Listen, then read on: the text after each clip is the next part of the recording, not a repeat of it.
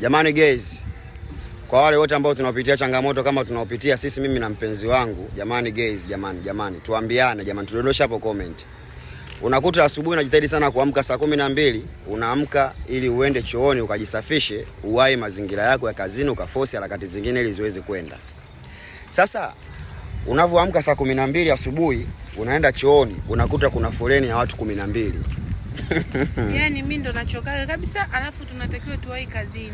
Kwa hiyo tunachokifanya sisi, hata tukichelewa huwa tunatumia choo kimoja watu wawili Jamani, hakuna kitu ambacho kinaumiza kama wale ambao wanaotumia tundu moja la choo, alafu nakuta nyumba moja ina vyumba 15 au vyumba 14. Alafu wote wako single. Alafu hata ukiamka saa 11 lazima ukutane na foleni. Hatari. Jamani, nashinda kula na choka yani. Kama unapitia changamoto ambao tunapitia kama sisi, dondosha comment hapo jamani guys. Lakini pia kwa wenye nyumba wale wote jamani, mjitahidi sana jamani kurekebisha vyoo.